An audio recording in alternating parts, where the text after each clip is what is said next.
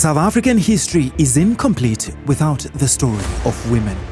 From organizing underground resistance to leading mass marches, women fought fiercely against apartheid's brutality. One defining moment, August 1956, when over 20,000 women marched to the union buildings to protest past laws. Their courage laid the foundation for political change. Decades later, that spirit lives on in leaders like Sibongile Khawula. Honorable Khawula, leave the house. An outspoken member of the economic freedom fighters, Khawula's activism began in the 1980s under the shadow of apartheid. Basebenza nabantu besifazane nokusacrifice ngempilo zabo. Kuningi omama into abayenzile futhi mina ngokwami ngisasho ukuthi umama uyimbokode. Ngoba even namanje amboni uyimbokode ukwaze yedwa ewubaba abe ubaba yonke into afundise ingane zidle zenze yonke into. Khawula remembers apartheid's harsh past laws, where women, stripped of autonomy, couldn't even move freely. Like nje ukhulu wami ngikhumbula ezosibona ekhaya kwaBooi esiphathele indlubu namadumbe sasijabula sazi ukuthi uzofika ukhulu wethu nenkukhu. Sothi siyezwa seboshiwe. Uma umuntu wesifazane wawungakwazi ukuthola umuzi if ungenayo indoda. Nemali awunayo, wawungakwazi kufanele uzube nendoda ushade nendoda.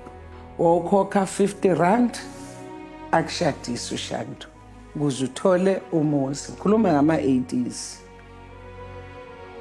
Yayibona ukuthi i-apartheid yayinzima kanjani.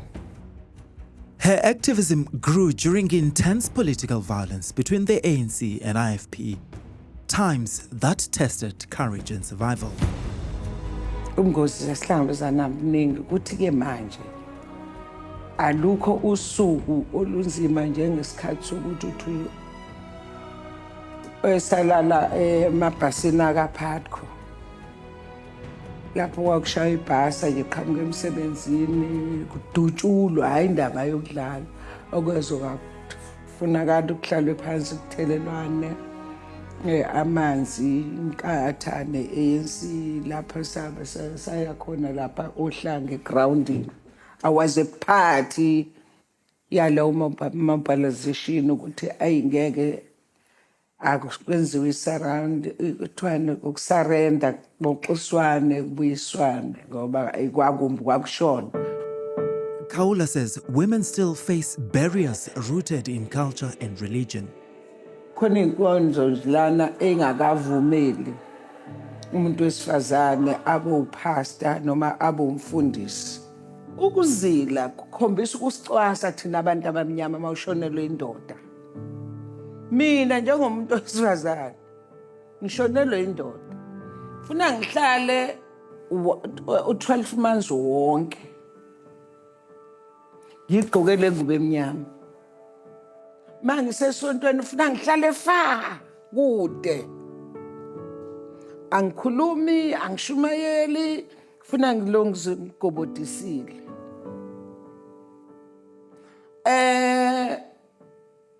Kodwa indoda ingashonela umfazi namhlanje. Kuze kushiwo kuthiwa hey akufanele wena uzile kakhulu ngoba uzoye kusaphinda bathanda abantu besifazane. Yona in 3 months yambonise nomuntu. In 2019, South Africa's cabinet reached gender parity for the first time. 50% were women ministers. But that progress has since slipped. For younger leaders like Fasiya Hassan, the country's youngest MP, representation is about more than just numbers. The reality is that there's a much greater structural problem. And that is, it's extremely difficult to be a woman in politics. So yes, the numbers matter in terms of representation. We want greater representation, which I'll speak to in a moment. But what kind of representation is also as equally fundamentally important, because even if we reach gender parity, or even if we get a 60-40, which is something we fight for a great deal in the ANC, for more women than men, that doesn't automatically mean women empowerment. It doesn't mean women liberation. It doesn't mean that our lived experiences have changed or are soon to change. And this begs the question, right? Why is it so difficult to get women, yes, in politics, but if you look at all the big industries, women are underrepresented. Young women are completely underrepresented. And it's also fundamentally because the rules are different for us. They are harsher, they are more scrutiny. There's this idea that we can't fail. There's also an idea of what kind of women they want around them, you know, this notion of a patriarchal kind of princess. So the moment you start to stand up for yourself or speak up, oh, you're a oh, you're this, oh, you're that. And all of us have actually undergone that.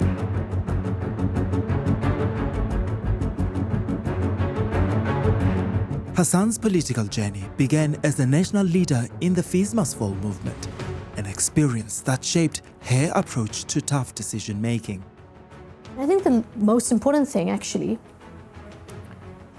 is learning to make difficult decisions, sometimes unpopular decisions. We're in Parliament now, and there are moments in which I remember how difficult Fees Must Fall was. Being a woman in Fees Must Fall, making decisions to go left, right, or in the middle. Going back to class was a very contentious point. And what I actually learned from Fees Must Fall is that to be a true leader doesn't mean you're always going to make a decision that people like. It means you make the right decision. Perhaps history will exonerate you. Inspired by icons like Winnie Madikizela Mandela, Hassan says women in politics can't afford to stand still. When you are a black woman in a society in which you are oppressed on every level, your only choice, your only option is to resist in order to create a situation in which not only you, but so many other women don't have to struggle. For Hassan, youth activism remains proof of women's power to drive change.